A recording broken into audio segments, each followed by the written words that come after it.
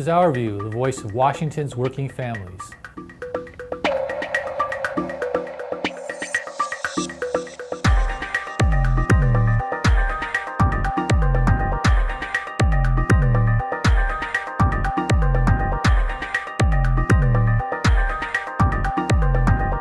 Nearly all state employees have taken a 3% pay cut, their share in balancing the budget. Not included in the legislation were members of the state legislature. For them, it was a voluntary act, and you'd think all would jump into it to share the sacrifice. You'd think that, but you would be wrong.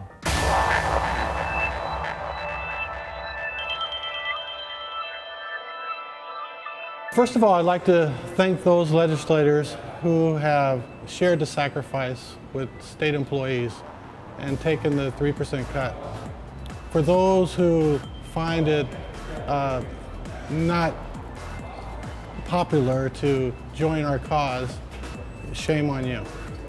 You know, I would like for you to think about something just for one moment.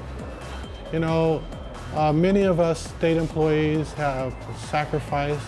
We come to work every day and we do our job, and we've fought through layoffs. And now there are those state employees who are suffering out there. Every day I encounter a state employee filing bankruptcy or fighting to pay their bills and trying to wonder, now that we only have one income in our home, what are we going to do to make it today? I want you legislators that are not taking that 3% cut to think about that. My attitude is, with public employees in the state of Washington taking a 3% pay cut, the public employees who are state legislators, because they are public employees, should also take that 3% pay cut.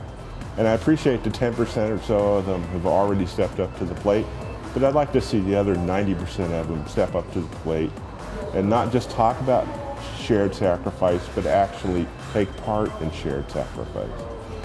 Most of our members are both parents and daughters and sons, and they're often members of a sandwich generation that are having to take care of both kids and their aging parents. We know what sacrifice is. We do it every day, and I think we'd like to see all the legislators share in that 3% pay cut. I wish that the legislators could come and walk in our shoes just for a month's time to see what our workload is and that we're not getting what we really deserve, a good, fair day's work and pay. I appreciate how hard they work, and that when they're in session and even when they're not in session, they want to try and do a good job and work to represent their constituents. And we work very hard as well. State employees are very dedicated. They want to do a good job. The state workers that I've had the privilege to work with are very dedicated. We've suffered a hardship in taking the 3% pay cut, but the work grows as our numbers decline. We would expect the legislators to recognize and share in our sacrifice.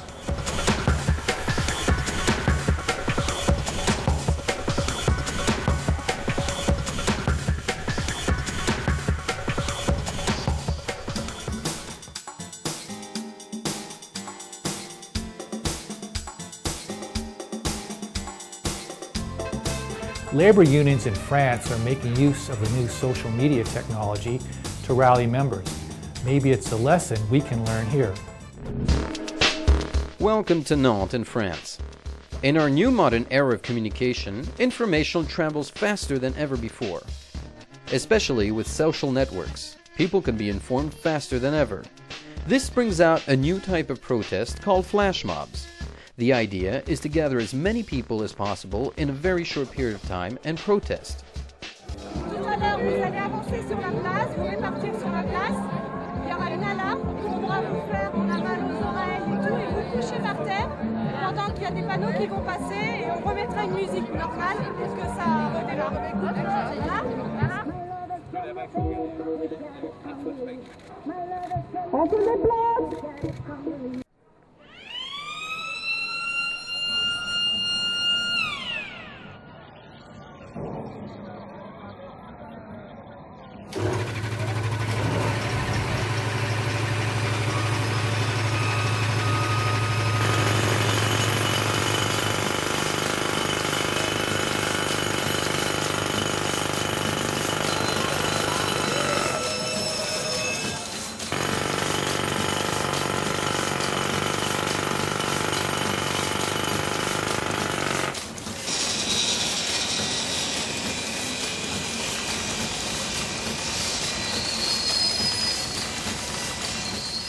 L'objectif de cette action, c'est pas obligatoirement d'avoir une mobilisation extraordinaire. The objective to this is not to bring out a huge crowd, as you can see, but to change the type of protest that we are used to and to show something a lot more visual than what we're used to.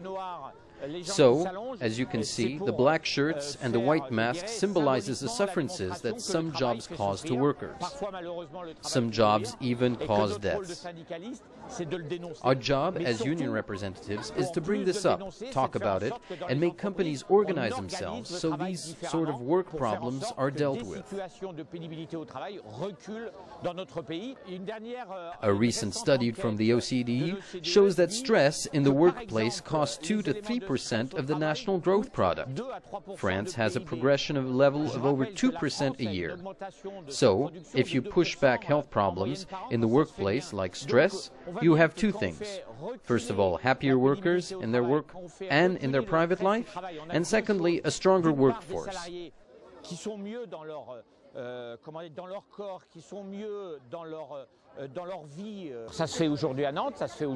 Paris, Lyon, and different French towns. By bringing these flash mobs, people will get used to all this, will help workers get their message through, making it visible to the public, and bringing out issues workers are concerned about, without having to lose half a day's work. Benjamin Marcus for Our View, not France. With families now unemployed, it's now even harder for a young worker to find a job. TUAC General Secretary John Evans says it's a problem not helped by government panic. You know, a job is supposed to give independence and sense of vision of a young person's view in society. At the moment, what's on offered are internships, low-wage entry jobs, and the possibility of being recycled after a few months. And that's not really an acceptable vision. We have to try and tackle the employment crisis far more directly and far more broadly. Jointly with our global union partners, the ITUC and the union federations, we've prepared a statement which goes wider than just the OECD countries. It represents the views of the unions in all the G20 countries and also globally. It made progress in the run-up to the Washington G20 Labour Ministers meeting, where they were arguing for further measures to be taken on employment and trying to grow the way out of the crisis, to get growth, to create jobs, and also to spread living standards more fairly after the crisis, to ensure we don't get back into the same uneven growth, uneven distribution of income that we had before. Now, those issues are off the table for governments now. They've panicked in Europe with the sovereign debt crisis, with bond markets challenging them. Instead of standing up to those markets and putting forward a coherent plan for growth, basically they're now falling over each other to sort of try to find exit strategies which cut public expenditure and actually reduce growth. I mean, the UK figures of the measures taken last week by the UK suggest there'll be nearly 500,000, nearly 500,000 public sector jobs cut between now and 2014-15, probably the same number of jobs in the private sector.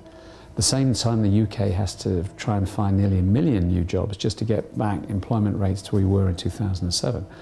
So you're talking about trying to create, jobs to replace the jobs which are being cut. It's just not going to be on the table.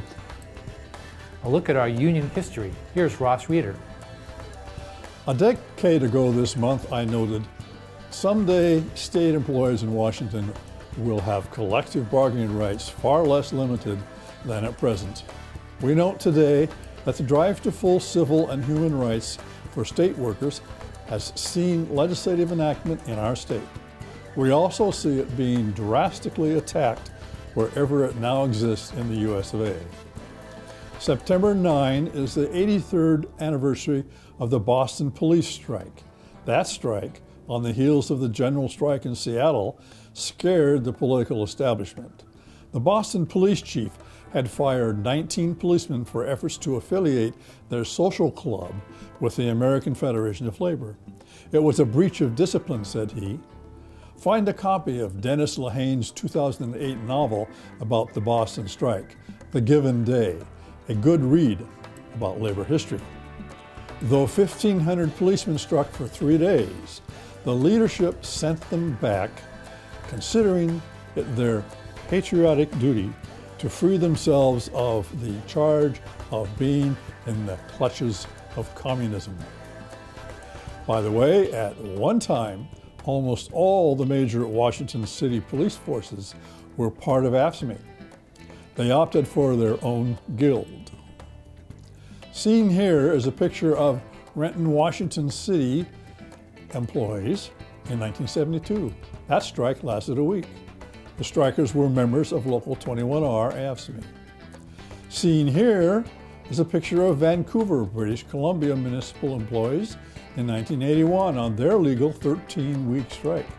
Their innovative strike tactics, including the complete shutdown of major tourist attractions like the planetarium and a propensity to sing labor songs at every rally and picket line, won a settlement the envy of many a worker.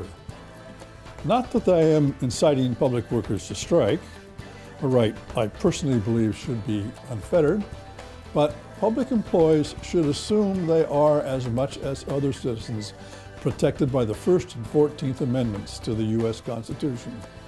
Your assignment? Look those up right after this show.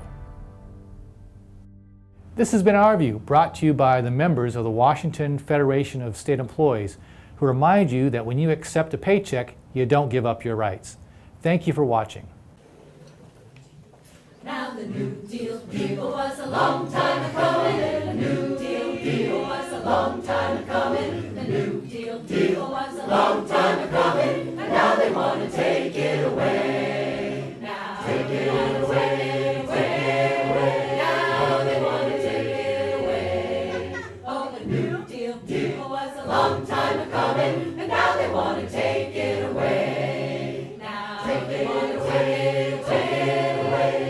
Take away the taxes that the rich used to pay. Oh, the New Deal was a long time coming, and now they want to take it away. Oh, a union wage was a long time coming. A union wage was a long time coming. A union wage was a long time coming, and now they want to take it away. Now take it away, take it away. Now they want to take it away. Oh, the union wage was a long time coming, and now they want to take it away. Now take it away, take it away. Give the CEOs another raise in their pay. Oh, a union wage was a long time coming, and now they want to take it away. Oh, your right to a trial was a long time coming. Your right to a trial was a long time coming. Your right to a trial was a long time coming, and now they want to take it away. Now take it away, take it away. Now they want to take it away. Oh, your right to a trial was a long time coming, and now they want to take it away. Oh, our bargaining rights were a long time coming, and now they want to take it away. Now take it away, take it away. It's a war on the workers in the USA. Oh, our bargaining rights were a long time coming, and now they want to take it away.